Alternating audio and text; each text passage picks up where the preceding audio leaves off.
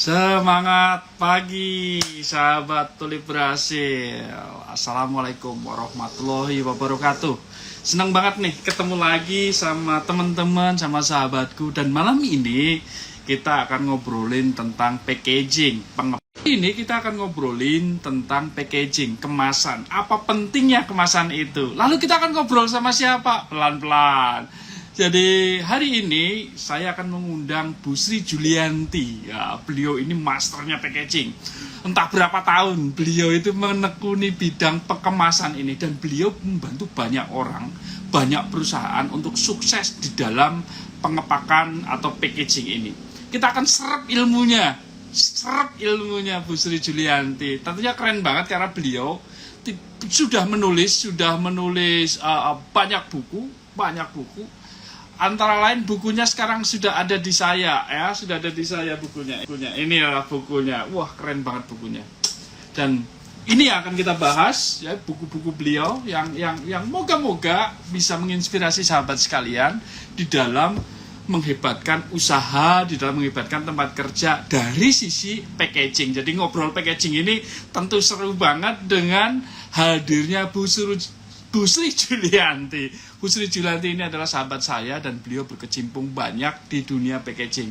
Kita sama-sama bernaung di dalam rumah penulisan. Jadi beliau adalah bagiannya adalah packaging, kalau saya bagiannya adalah productivity. It's good, Bapak Ibu sekalian, kita akan undang Ibu Sri Julianti. Moga-moga beliaunya sudah on ya. Oke, Bu Sri Julianti sudah on kah? Oke. Semangat pagi Ibu. Waduh, saya stop dulu sharingnya. Stop sharing. Semangat pagi Bu Sri. Selamat malam Pak Wawang. Waduh, senang banget Bu bisa ketemu ini Bu. Wah, iya. Lama sekali. Suaranya jelas ya? Jelas sekali, kencang sekali. Jelas. Suara saya jelas juga Bu Sri? Jelas. Soalnya jelas, kasihan yang dengar. Gimana kabarnya nih? Alhamdulillah baru landing dan pulang dari Surabaya. Tapi menarik Bu, di sela-sela kesibukan kita masih bisa bertemu dan ngobrolin hal yang penting buat teman-teman kita. Yaitu ngobrolin, ini sudah ada 2 buku paling nggak di tangan saya Bu. Ini buku-buku sakti. Ini buku-buku sakti nih teman-teman sekalian nih. Buku sakti saya belajar packaging sama Bu Sri Julianti. Buku referensi ya Pak ya? Buku referensi. Ada 4 sih. Bentar. Oke, ada 4. Siap, ada 4 bukunya Sri Julianti. Wah, kita akan bahas satu-satu. Saya juga paling demen ini belajar begini. Ini ada yang Pak tadi punya ya. Yang ini. Ya, itu. Terus ada yang ini. Itu. Ini e-commerce ya. Yes. Terus ini yang baru launching ini. Ini yang baru launching. Oke, Bu. Tapi rasanya nggak asik kalau nggak kita bahas, Bu. Pertama-tama saya ucapkan terima kasih buat Bu Sri Julianti udah hadir di IG-nya W Sukmoro. Yang kedua, teman-teman juga terima kasih yang udah join di layar Anda, di IG Anda. Bu, saya pengen tahu sebetulnya, Bu. Walaupun saya udah mengenal Ibu, tapi teman-teman belum tentu mengenal Ibu, kan? Boleh nggak cerita, Bu Sri Julianti itu sopo saja nih? Sinten jenengan itu? Waduh, Bu Sri Julianti itu siapa? Siapa itu? Nggak kenal maka nggak sayang. Kalau nggak sayang nggak digendong gitu kan? Monggo. Iya. Kalau nggak kenal nggak sayang. Ya, saya sendiri sebetulnya backgroundnya adalah teknik kimia ITS ya. Saya lulusan lawas lah ya. Kemudian saya bekerja mutar-muter dulu pada 2 tahun pertama. Kemudian setelah itu saya berdiam di Unilever dan kemudian di training di kemasan. Jadi sebetulnya saya itu orang teknik kimia yang menyimpang dari teknik kimia, sedikit menyimpang sedikit ya. Jadi saya saya sempat di training di sekolah packaging di Magigen, kemudian saya sempat di training juga di UK waktu itu di BPTA untuk belajar mengenai molding segala. Jadi kesempatan training pada saat itu sangat membantu saya. Dan membantu Ibu. Dan selalu on-site kan, nggak ada yang namanya virtual kan. Iya. Dan itu menambah wawasan saya, terutama yang di Magiken itu kan packaging school ya. Jadi Packaging betul-betul school. betul-betul packaging school. Jadi kita kayak sekolah gitu, kayak summer course dari pagi jam 8 sampai sore jam 5 gitu. Masuk lab, Wah, tengah hari teori, oke. setengah hari lab. Itu Wah, sangat-sangat itu membantu. pasti ini dalam banget nih teman-teman ya. Jangan kemana-mana sampai akhir sesi karena ilmunya Bu Sri Julianti ini banyak banget ya. Nah, Bu Sri Julianti di Unilever itu berapa lama, Ibu? Wah, saya di Unilever 30 tahun, Pak. Wah, Iya, 30 tahun. itu sama dengan umur saya, Bu. Ya, jadi apa mungkin kita seumuran atau malah Pak Wawang lebih muda kali ya. Oh, saya lebih muda, saya lebih muda. Saya 30 tahun Iya. baru, Bu. Jadi sama dengan Ibu di Unilever sama dengan saya.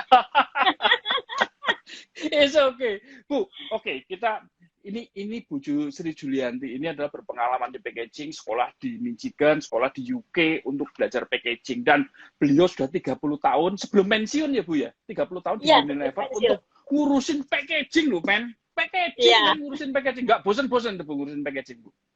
Enggak, kebetulan saya waktu itu sebetulnya kepingin masuk ke formulation ya, produk Ya. formulation, tapi Hmm. waktu itu lowongan yang ada di packaging saya masuk kok saya seneng sehingga saya nggak mau berubah lagi, nggak mau pindah Jatuh lagi. hati. Malah waktu itu pernah saya kira-kira 8 tahun itu di purchasing yang ngurusin packaging juga, purchasing tapi pokoknya hidup saya di packaging terus ya sampai sekarang nulis buku ya packaging. Saya kalau suruh nulis buku novel ya bingung Mas. Bingung lagi. Nah, ini teman-teman tadi ada kata-kata purchasing. Pasti penting banget nih. Purchasing sama packaging apa hubungannya? Kemudian sama produk apa hubungannya? Saya pengen nanya, Bu. Packaging itu sebenarnya sepenting apa sih, Bu, buat produk, Bu? Packaging itu sangat penting buat produk ya, terutama yang pertama itu dia sebagai silent salesman, jadi menjual. Silent salesman, menjual produk itu ya. Menjual Oke. produk itu yang penting, itu nomor satu. Kalau packaging nggak menjual produk, nggak ada gunanya, dia cuma sebagai wadah kan. Nah, terus kemudian yang kedua itu dia memproteksi. Jadi melindungi produknya, kemudian mengawetkan, memperpanjang umur gitu. Ya. Terus jadi selain menjual produk itu juga memprotek packaging itu ya. Pertama menjual, kemudian kedua memprotek. Ketiga, Bu? Iya.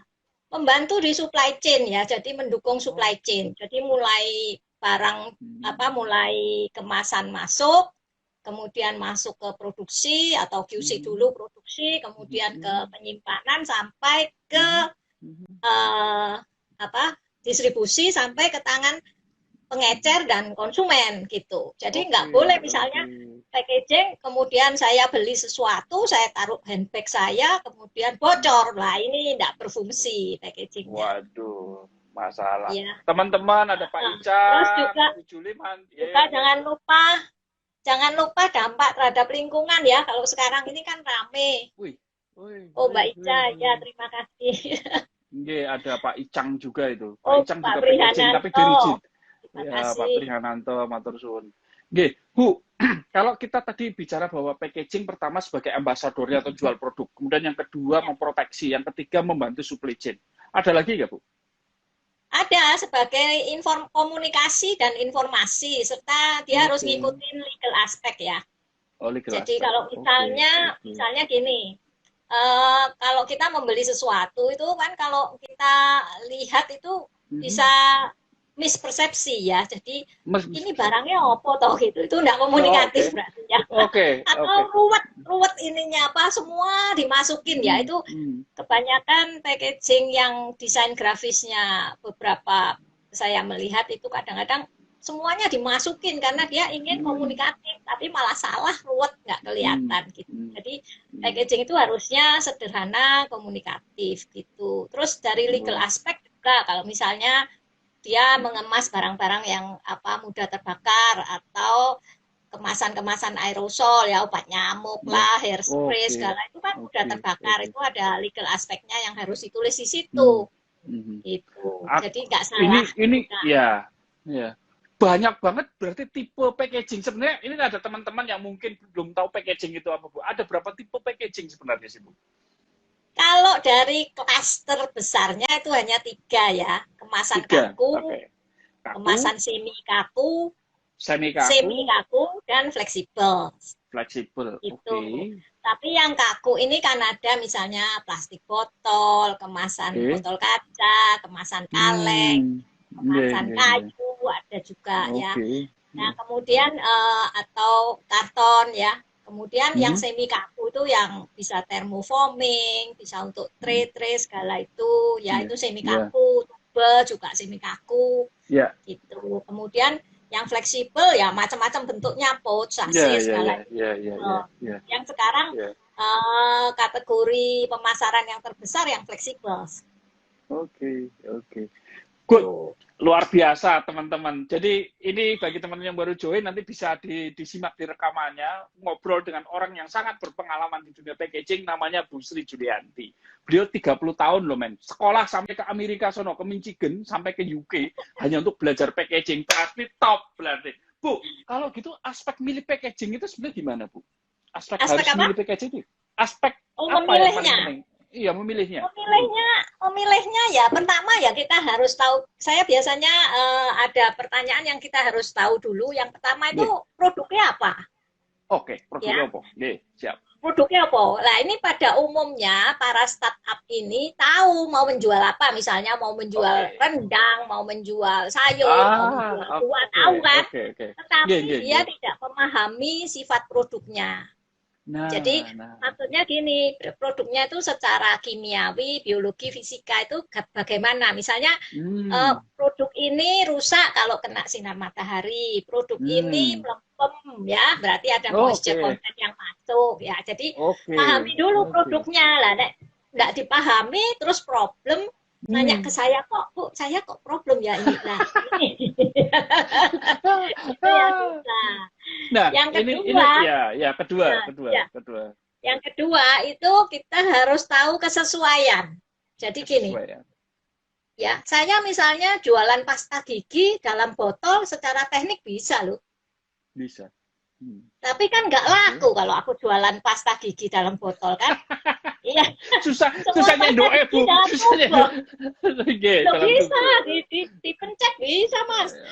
Bisa dipencet, bisa, dibikin botolnya bisa, tapi kan kesesuaiannya nggak cocok gitu. Kesesuaiannya nggak cocok. Oke. Iya, bisa jadi, tapi nggak cocok. Oke. Iya. Nggak cocok. Jadi kayak misalnya sase pasta gigi dalam sase. Di Indonesia nggak bisa, orang nggak suka. Tetapi di negara lain suka. Di Filipina, India itu ada pasta gigi dalam sase. Jadi kesesuaian terhadap produknya maupun target pasarnya itu bagaimana, cocok enggak? Oke. Yang pertama tadi tahu barangnya apa sing di packing, tahu barangnya apa yang dikemas. Yang kedua sesuai apa enggak? Ketiga atau enggak? Yang ketiga adalah berkaitan sama fasilitas di dalam produksi kita, sarana produksi. Jadi masuk ke internal proses equipment lah, ini kemudian penyimpanan lah, distribusinya mau seperti apa. Dan yang keempat adalah environment impact. Waduh, ini teman-teman jadi packaging ini bukan cuma untuk bisnis besar kayak Unilever, Coca-Cola dan sebagainya, bukan. Tapi kalau Anda, sahabat sekalian juga lagi nekunin bisnis UKM seperti itu, tentu butuh kemasan untuk mengemas produk. Karena tadi Bu Sri Julianti bilang bahwa kemasan itu adalah juga sebagai ambasador atau yang mendorong atau menjual laku atau tidak di pasar. Selain memproteksi produk Anda. Nah, ini menarik, Bu. Packaging ini kan apalagi zamannya e-commerce sekarang ya. Jadi kan packaging luar biasa, Bu, luar biasa packaging. Orang namanya jualan kue aja coba packagingnya, Bu. Waduh, tuh kemarin lebaran jualan kue packagingnya wah keren banget. Betul. Waduh, top pisan. Bu, lalu pertimbangannya piye, Bu? Karena gini, Bu, packaging itu di beberapa perusahaan yang saya tahu, saya kenal beberapa orang yang purchasing-nya, mereka mengatakan, Pak, packaging itu larang, Pak. Contoh RTD, ready to drink, kalau sampean beli itu ya, sahabat sekalian misalkan beli kacang hijau yang ada di dalam Tetra Pak ya, saya ngomong nyebut lah Tetra Pak atau kotak gitu, ready to drink. Itu mahal loh, kemasannya loh. Bisa jadi itu lebih mahal dibanding produknya. So gimana, Bu, Ibu menyiasati packaging dengan harga produk ini, Bu, buat teman-teman, Bu? Silakan, Bu. Jadi gini, tergantung target Hmm. pasarnya, kemudian umur produk, nanti maksudnya umur jaminan produk ya. Umur jaminan produk, Kalau nggih. kita jualnya cuman ke lingkungan, ke Nggih, tetangga yang cuma nggih, mungkin setiap 2 hari sekali ke warung kita ambil ya enggak perlu nggih. di tempat di Tetra Pak ya. Apalagi Tetra Pak atau kita jangan ngomong Tetra Pak deh. Tetra Pak kan nama brand name ya. Jadi kalau Nah, misalnya branding ya. Hmm. karton karton dalam fleksibel material Iya, itu fleksibel material. iya dari bentuknya kotak-kotak dalam fleksibel material itu kan kalau Anda mau subkon, ngisi segala Hmm. itu kan jumlahnya besar Hmm. sekali. Jadi nggak Nggih. mungkin UKM itu Hmm. apa, kecuali UKM yang kelas-kelas menengah ya. Jadi Nggih. itu kalau nggak salah itu sekali produksi harus 100.000 gitu loh. Nggih. Jadi Nggih. bisa kita nggak bikin sendiri bisa di Hmm. subkon gitu. Tetapi Nggih. kalau kita mau mau apa jualannya cuma umurnya 3 hari ya nggak Hmm. usah, nggak perlu Nggih. pakai itu. Kalau yang bentuk apa kotak tadi dari fleksibel Oke. itu kan dia jualnya nasional, umurnya satu Hmm. Nggih. tahun atau dua Nggih. tahun, nah itu Nggih. perlu, Nggih. perlu Nggih. gitu. Perlu. Ya, Ada jadi yang nyebutin katanya Pak Zulkifli itu aseptik karton, tapi ben saudara satunya nggak ngiri tak sebutin Kombi Pack lah gitulah. Biar Tetra Pak mau Kombi Pack gitu tak sebut gitu, ikhlas gitu ada kan. lagi nanti yang lain. Oh, ada lagi yang lainnya gitu ya udahlah, saya tahunya 2 biar nggak satunya nggak ngiri lah. Iya, aseptik Oke, oke, karton oke. ya betul. Ya, aseptik karton, ya Aseptik aseptik karton. packaging boleh, aseptik karton Hmm. betul. Oke. Lalu triknya bagi teman-teman UKM gitu, sama yang startup ini, gimana lagi Bu? Selain itu yang tadi Bu sebutkan untuk bisa mendapatkan packaging yang reliable tapi harganya juga bagus. Sekarang itu kan banyak packaging industri yang terjun Nggih, ke kelas menengah ya, jadi nggih, ke UKM, maksudnya ke UKM lah. nggih, Jadi nggih, UKM ada yang UKM betul-betul UKM yang nggih, di bawah, ada yang kuantitinya kecil ya, ada yang UKM yang kelas menengah.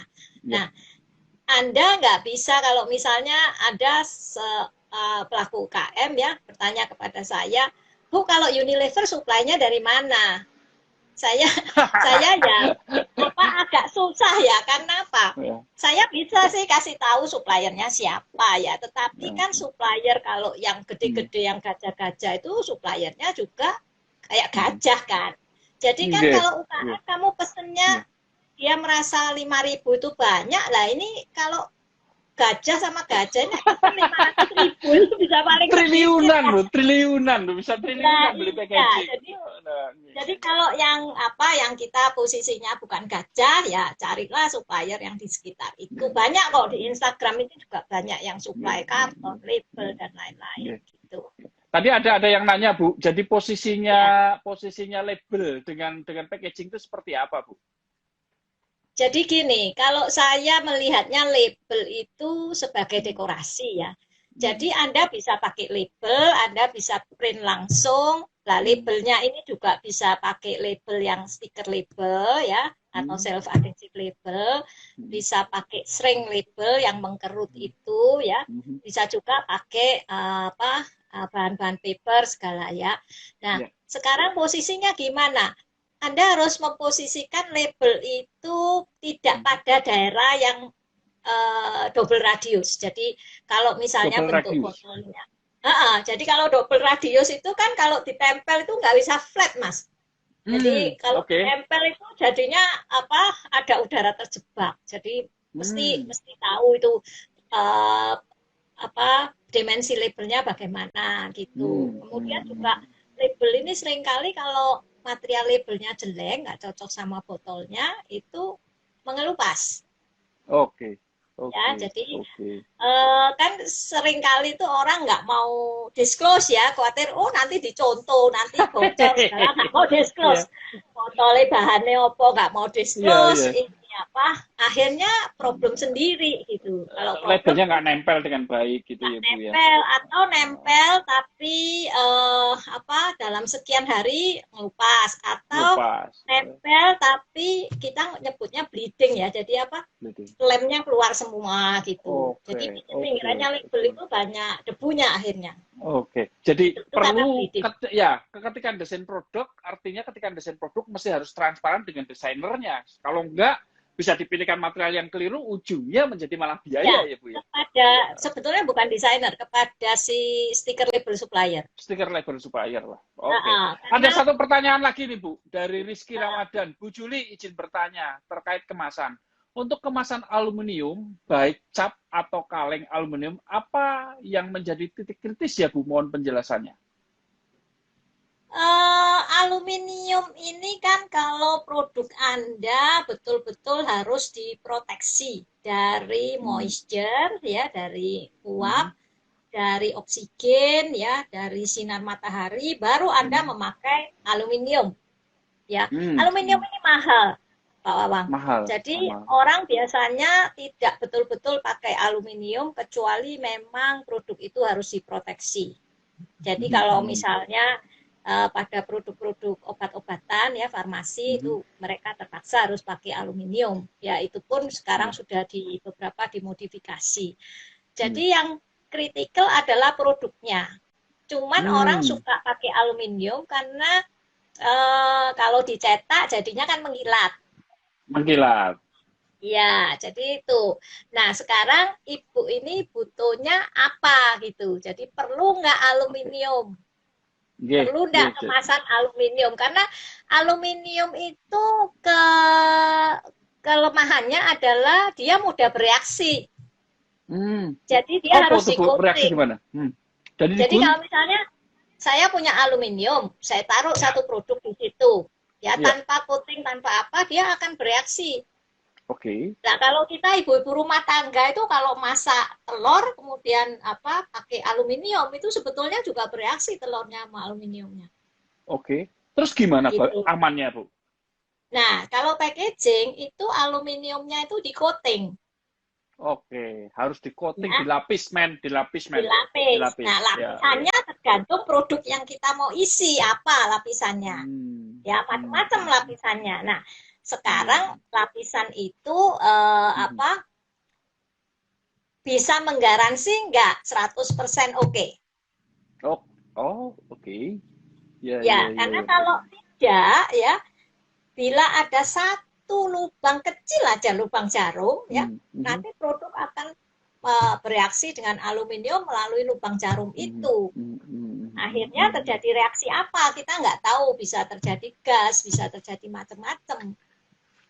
Nah, ini terkait dengan teman-teman UKM, Bu. Teman-teman UKM kan banyak ini membuat produk, terutama kayak sekarang itu banyak makanan ya. Karena makanan itu dan packagingnya juga cakep-cakep. Ada yang printing, ada yang ini cakep-cakep banget, cakep-cakep.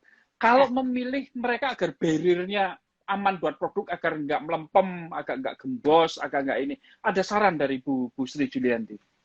Jadi, pertama ya material. Ya, material. Tapi Anda harus tahu dulu sifatnya produk ya. Jadi sifatnya produk. Jadi nggak semuanya kan harus dilindungi. Kalau semuanya ya udah memang harus agak mahal produknya. Jadi sifatnya produk harus tahu. Kemudian material apa yang dipilih. Sebetulnya material ini kan bisa material mono, bisa material kombinasi. Apa Bu? Mono jadi kombinasi itu apa Bu? Apa itu jadi mono gini, kombinasi? Mono sama multi. Jadi mono sama multi ya. Kalau mono misalnya tadi kita ngomong aluminium ya aluminium tok gitu, tinggal di-coating ya. Kalau kita ngomong multi, misalnya kemasan fleksibel itu bisa terdiri dari 2 layer, 3 layer, 3 layer maksud 3 lapisan ya, 3 lapisan. Gitu. Botol juga gitu, bisa 2 lapisan, bisa 3 lapisan, bisa lebih meskipun agak mahal kalau botol. Kalau fleksibel kan sekarang kalau para UKM itu pada umumnya menggunakan fleksibel karena itu sangat-sangat fleksibel buat mereka gitu. Ya harganya, ya jumlahnya, ya materialnya. Jadi Anda harus diskusikan kepada si suppliernya.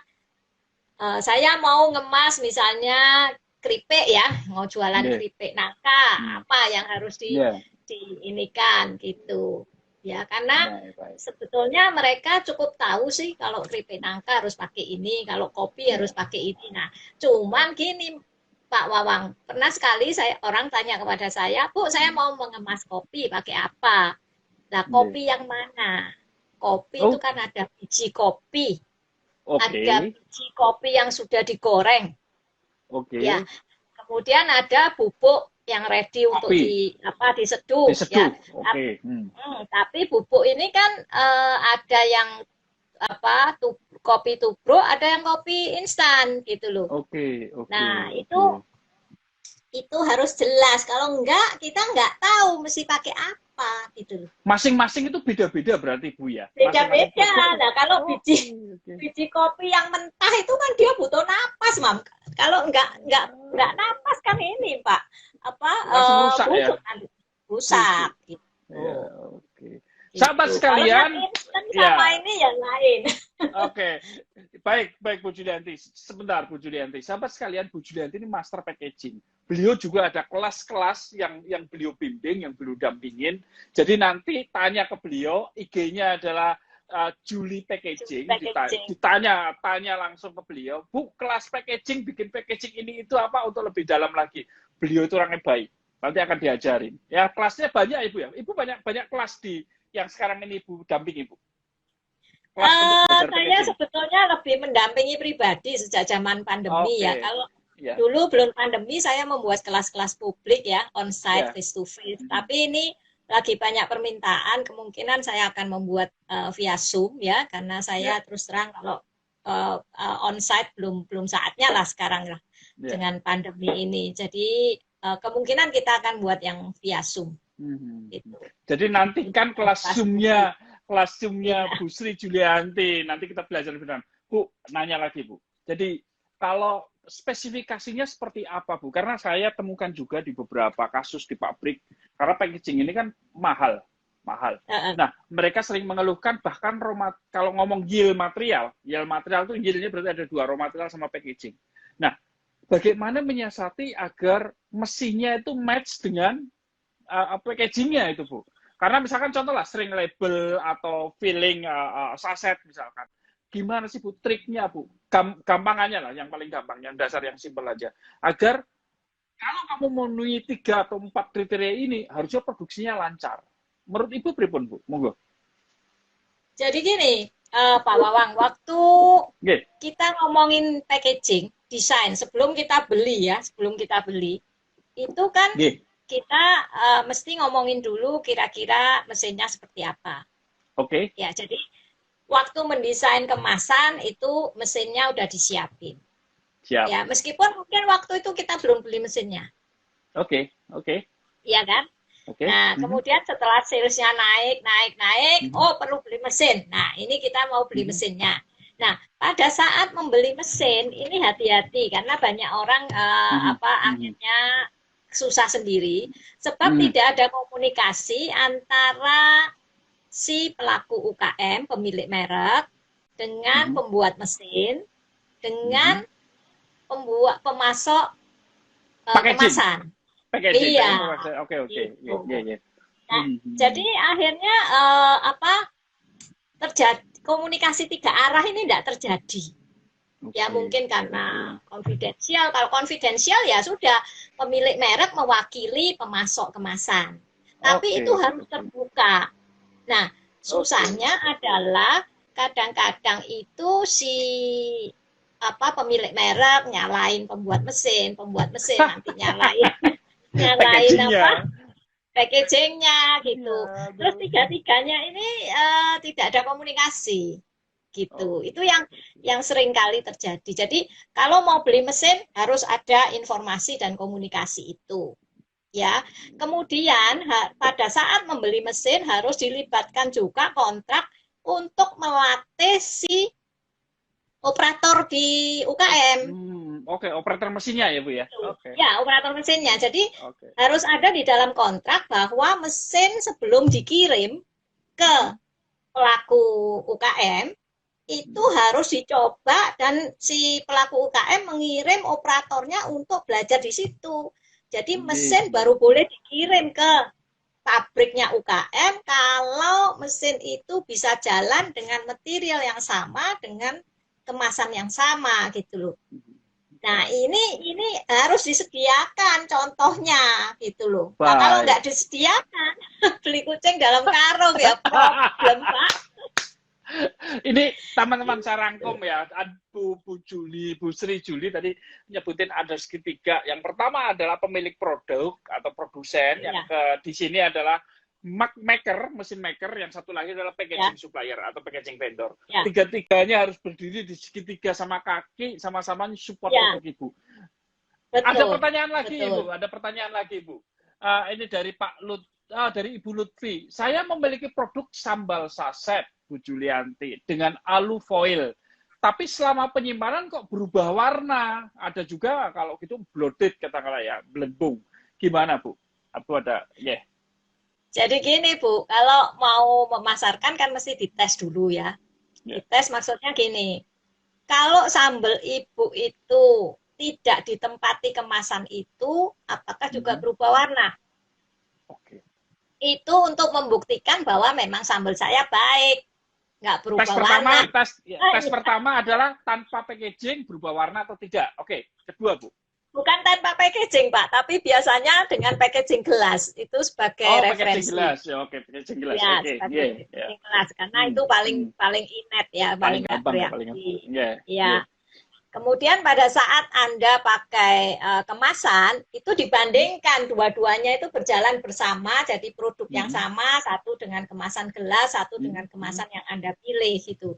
Jadi kalau pakai aluminium foil tapi berubah warna, tergantung kalau misalnya Anda bukan aluminium foil yang betul-betul pakai aluminium foil. Jadi maksudnya gini, misalnya ya pakai alu, tapi alunya itu metallizing misalnya ya, bukan aluminium foil. Kalau foil itu kan ada ketebalan tertentu. Nah kalau misalnya metallizingnya bagus enggak? Kalau enggak bagus, bolong-bolong ya sama aja, tanpa barrier berarti kan. Nah sekarang berubah warnanya karena apa? Karena kalau produk sambal, apakah kalau misalnya aluminium foilnya itu bukan foil tapi metallizing, kemudian bolong-bolong ya, itu kan paling yang masuk adalah sinar matahari sama moisture, jadi uap. Nah sekarang kalau berubah warna, produk sambal ini berubah warna karena apa? Gitu. Saya bukan ahli membuat sambal, jadi saya nggak tahu Bu. Sambal itu berubah warna karena apa gitu? Apakah karena sinar matahari gitu? Atau jadi selain kemasannya sendiri tadi ya, kemudian metode pengemasan kita gitu. Jadi seringkali itu metode pengemasannya kurang bagus ya, sehingga banyak udara masuk, banyak ini. Nah, udara ini kan oksigen, Pak Wawang. Nah, oksigen itu adalah tempatnya bakteri. Untuk hidup, bakteri kan untuk hidup perlu oksigen sama uap air, sehingga itu yang menyebabkan rusak. Sehingga sedapat mungkin di dalam kemasannya itu tidak ada oksigen, jadi diisi penuh. Tapi nek kemasan fleksibel susah ngisi penuh. Kalau kemasan botol masih bisa lah, meskipun tidak penuh benar, gitu masih bisa. Gitu. Jadi artinya coba cek ya. Yang berubah warna itu dalam kondisi apa? Apakah kena sinar matahari ataukah di dalam lemari dalam toko? Itu harus dicek. Ya. Soalnya banyak sekarang UKM jualannya duluan ya. Saya nggak bisa. Ini memang jualan duluan perlu, tapi tesnya harus dilakukan paralel. Banyak sekali barang reject, banyak sekali barang menjadi limbah hanya karena tidak dilakukan validasi tes. Oke, jadi keburu-buru masarnya produk, tahu-tahu produk eneng pasar melempem gitu Ibu ya? Iya, gitu. Oke. Dan kadang-kadang pakai kemasan berlebihan juga gitu. Pakai kemasan, maksudnya gimana Bu? Gimana maksudnya kemasan berlebihan Ibu? Jadi gini, sebetulnya misalnya keripik ya. Keripik dia nggak perlu pakai aluminium foil, tapi dikemas dengan aluminium foil. Gitu ya. Kalau misalnya jualannya sampai 2 tahun ya enggak apa-apa memang, tapi buat apa keripik kita nyetok sampai 2 tahun, ya tak Mas? Iya, leres. Jadi enggak. Tapi mungkin sing ono kuwi Bu, yang ada itu ya dipakai itu gitu. Mungkin juga. Iya, juga. Keren, saya enggak tahu persis, kadang-kadang gitu sih bisa terjadi. Iya. kita sudah bahas latar belakangnya Bu Julianti, kita sudah bahas pentingnya packaging buat produk Anda, kemudian apa yang perlu diperhatikan dalam memilih packaging. Nah, nanti kalau pengen tanya detail, jelimet yang lebih teknis lagi, silakan ke Bu Sri Julianti di Juli Packaging, itu IG-nya beliau. Bu, kalau kita ngomong-ngomong purchasing strategi, Bu, gimana caranya purchasing strategi untuk memilih vendor yang baik di packaging ini, Bu? Nah, ini purchasing strategy ini memang kita pertama itu harus mapping, Pak. Mapping maksudnya okay. gini. Iya, mapping. Maksudnya gini. Kita itu kan kalau mau beli satu barang ya, itu siapa saja sih yang bisa supply?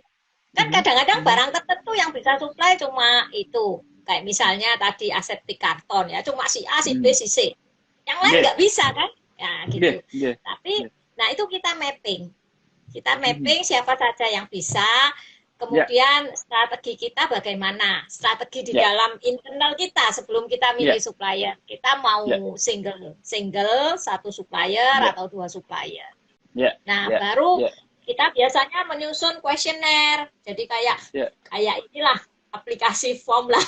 Jadi kalau orang mau melamar kerjaan itu job vacancy. Jadi kita menyusun kuesioner harus disesuaikan sama kebutuhan kita. Kemudian yang lolos, nah apakah kita akan kunjungi atau kita akan kunjungi dengan multi tim, kemudian kita lakukan lagi 1 kali dengan project yang dia harus penuhin. Itu project yang kita project pertama. Kalau dia gagal di situ dalam sekian bulan, kick out. Ada yang berikutnya gitu. Jadi itu yang kita lakukan sih, dan supplier strategi ini mesti direview ya, apakah 6 bulan sekali atau setahun sekali tergantung kebutuhan perusahaan. Gitu. Jadi teman-teman purchasing itulah salah satu trik strategi yang disampaikan oleh Bu Sri Julianti, karena Bu Sri ini dulunya juga orang purchasing, tapi purchasingnya packaging juga di Unilever. Jadi keren lah. Tipnya, thank you. Kinerjanya supplier juga, Pak. Kinerjanya supplier harus dinilai. Kalau nggak dinilai kan enak. Misalnya Pak Wawang ini purchasing, saya supplier. Saya baik sama Pak Wawang. Wah, saben order ke saya. Padahal kinerja saya jelek gitu loh ya. Jadi saya supply terlambat, di order 200 ngirim 100, di order 100 ngirim 400. Itu macam-macam, Pak Wawang. Jadi ada yang di order 100 ngirimin 400 loh. Ini bagaimana gitu loh. Ada kan yang gitu, ada yang di order 200 ngirim 100. Kemudian di order datang Senin, datangnya Kamis. Ya sudah banyak kendala di situ. Jadi kinerja itu harus dinilai. Gitu. Kalau dinilai kan jadi objektif ya, bukan subjektif tergantung Pak Wawang lah. Purchasing-nya terus ini baik terus, wah susah nanti. Bisnisnya bubar. Nah ini menarik Bu, ini banyak teman-teman kita dari PDF, dari Packaging Federation Indonesia yang join juga. Mereka adalah para supplier, para vendornya packaging. Tuh, dengerin tuh men. Pak Bu Julia ngomong bahwa supply juga harus bagus, harus memberikan rating yang bagus bagi bagi perusahaan yang Anda pasok. Mudah-mudahan begitu ya Bu ya. Aduh, keren. Waduh. Bu Sri, ini buku-buku ini bisa dibeli di mana Bu Sri? Kalau teman-teman mau beli ini mau beli kalau teman-teman mau beli, saya hanya punya stok yang ini. Aduh. Terus pribon? Hanya ini. Saya mau yang ini, saya mau ini gimana? Nggak ada. Kalau yang itu, Anda harus belinya POD ya di gramedia.com. Kapan hari saya posting di IG saya linknya ya. Memang kalau POD di gramedia.com harganya sedikit lebih mahal ya. Sedikitnya itu kalau persentase ya besar ya. Kalau rupiah mungkin kecil karena buku di Indonesia kan murah sekali ya. Kalau buku di luar negeri kayak gini udah $100. Kalau di sini kan bisa cuma 100.000 gitu loh. Jadi $10 lah paling mahal. Iya, $10. Bu, jadi sebelum kita akhiri, Ibu saya boleh nggak dapat cerita buku yang terakhir Ibu buat adalah yang corrugated Ibu ya? Iya, boleh nggak cerita tentang buku itu? Apa isinya buku itu Bu? Jadi corrugated box Bukunya ini, seperti apa? Bukunya seperti apa dulu? Teman-teman siapa tahu. Nah, oke. Pak Wawang belum punya ya ini ya, belum punya ya. Saya mau beli habis ini. Wah, Karena saya klien. lagi kehabisan. Ini buku saya yang paling laris ini. Dalam 1 bulan udah habis. Nah, ini tentang corrugated box. Orang suka menyepelekan ya tentang box ini, kardus, atau padahal kan kita tahu apa, pemilu boxnya itu diganti dari aluminium ke kardus, kemudian macam-macam ya. Nah, kardus ini perlu karena apa? Untuk penyimpanan. Sama pengiriman. Ya. Penyimpanan. Ya, penyimpanan sama pengiriman. Jadi orang kalau nggak ada kardus, mau nyimpannya bagaimana? Kan nggak mungkin botol satu-satu ditumpuk, ambruk semua, susah. Ya kan? Nah, sekarang untuk menentukan, kita ngomongnya kalau kardus kan dimensi, habis dimensi material. Ya kan, materialnya kombinasinya mau kayak apa gitu. Jadi dimensi ini misalnya Pak Wawang mau jualan 1 kardus isinya 24 botol misalnya. Botolnya mau disusun kayak apa? Jadi pola pengemasan di dalam kardus. Karena kalau dimensi kardus ini tepat, optimal ya, nanti 1 square meternya gudang itu bisa nampung sekian kardus. Berarti sekian botol. Tapi kalau dimensi ini tidak optimal, itu nanti 1 square meter gudang Anda cuma nampung sedikit gitu. Kemudian pemilihan material. Kardus ini kalau misalnya botol seperti air mineral ya, dia self supported, jadi menunjang dirinya sendiri karena dia nggak pecah, nggak ini gitu ya. Tetapi kalau misalnya kita ngomong, misalnya kita mau jualan shampoo, jualan kecap, jualan saus yang ditempatin pouch ya, itu dia nggak menunjang kan, berarti kardusnya yang harus menunjang. Gitu. Jadi penyimpanan. Kemudian nanti untuk distribusi mungkin perlu palet, perlu ini gitu. Jadi itu kaitannya itu mulai awal, mulai botolnya pertama sampai bagaimana Anda mengukur dimensi, menentukan material sehingga aman ya. Kemudian efisiensi di paletisasi, di gudang, kontainerisasi gitu. Gitu. Ini yang ini mungkin saya akan buat sebagai workshopnya Zoom karena buku sudah banyak yang beli, mungkin teman-teman nggak sempet belajar dengan detail ya. Kita lagi beberapa pertanyaan dan kasus-kasus sehingga ini, karena ada kasus juga box saya kok ini gelembung gitu. Kenapa? Gitu. Susah kalau gelembung, kalau produknya terus dalamnya kecap gitu ngedubes gitu ya, bisa pusing gitu. Apa ditekan terus kan, boxnya nggak bisa nahan, nanti kecapnya tertekan terus, lama-lama bocor kan. Itu. Baik. Teman-teman, itu tadi buku terakhir Bu Sri Julianti, bagus banget. Bukan terakhir, masih ada lagi. Yang paling terakhir, yang paling terkini. Yang terbit terakhir. Yang terkini adalah yang terkini, ya, bukan terakhir. Kita masih ini buku nulis ke-5, ke-6 sebentar lagi lahir. Jadi beliau ini penasaran banget, siap. Bu, kalau Ibu rencananya mau kapan nih pelatihan yang corrugated box, Bu? Mungkin teman-teman sudah pada pengen, kapan nih latihannya nih? Kapan kira-kira? Ya, diperkirakan November lah ya. Kalau saya lagi persiapan, karena persiapan untuk merubah dari onsite menjadi virtual online. Itu. Karena saya memikirkan manfaat buat peserta ya. Kalau misalnya yang biasa ikut saya onsite, kemudian ikut yang virtual, dia merasa nggak ada manfaatnya, agak susah kan. Gitu, kasihan juga buang waktu. Jadi saya perkirakan di November nanti. Baik. Ya. Bu Sri Julianti, ngobrol kita lumayan padat dan panjang kali lebar, nggak cuma dimensional nih, panjang kali lebar kali tinggi, isinya padat banget teman-teman sekalian. Mungkin boleh nggak Bu di summary Bu ke teman-teman bagaimana caranya menyiasati packaging ini? Monggo Bu. Jadi gini, kalau menyiasati packaging, yang pertama, desain yang dipilih itu tidak hanya cantik, bagus, enak dilihat, tapi harus fungsional. Fungsional maksudnya apa? Yaitu memproteksi, membantu supply chain, mesin, waste-nya rendah itu. Kemudian itu dari sisi kemasannya, Anda milih supplier, harus tahu suppliernya ini mampu atau tidak, dibikin mapping, diaudit, baru ditentukan suppliernya, kinerjanya supplier harus dicatat, di report. Evaluasi. Iya, gitu. Terus sebelum Anda meluncurkan produk di pasar, Anda harus melakukan tes validasi. Iya, gitu. Gampang kan, Mas? Wah, ketoknya gampang, Bu. Kira-kira Tapi itu. saya yakin itu adalah sebuah kerja yang tidak sendirian. Kalau tadi nyebutin segitiga aja, sudah ada produsen, kemudian ada maker, kemudian ada pemasok untuk packaging. Jadi, Iya. sahabat sekalian, Anda tidak sendirian, ada masternya, Bu Sri, kontak beliau, pasti Anda akan dibantu. Ya, jadi memang kita dalam bisnis tidak bisa sendirian, ada master-master di dunia sana sendirian.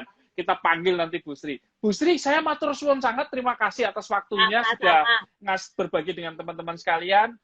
Nanti saya juga akan bagikan juga videonya di IG dan juga di YouTube. Semoga bermanfaat. Barangkali ada kalimat terakhir atau pertanyaan atau apa, Bu? Bu Julianti, monggo. Iya, kalau pesan saya, cintailah kemasan ya, karena ini masa depan kita semua ya, baik dari lingkungan, dari penjualan produk Anda, dari karir path Anda, kalau Anda tidak bekerja sendiri, cintai dan belajarlah. Gampang kok belajar kemasan itu bisa dilihat, kalau belajar formulasi itu nggak bisa dilihat rumus-rumus kimianya, kalau kemasan bisa dilihat. Bisa dilihat, diraba, dipegang itu bisa kalau kemasan gitu ya. Cintailah kemasan, belajarlah dari buku-buku saya. Kalau nggak ngerti tanya aja, saya tetap akan menjawab gitu. Baik. Ya. Matur suwun, terima kasih. Cintailah kemasan, cintailah kemasan. Terima kasih, Bu. Sampai ketemu lagi di IG selanjutnya. Makasih. Ya, makasih Pak Wawang, makasih, bye-bye. Terima kasih semuanya. Sudah bersama kami dan sampai jumpa di IG Live bersama W. Sukmoro. Terima kasih, sehat selalu. Assalamualaikum warahmatullahi wabarakatuh. Sehat selalu. Assalamualaikum.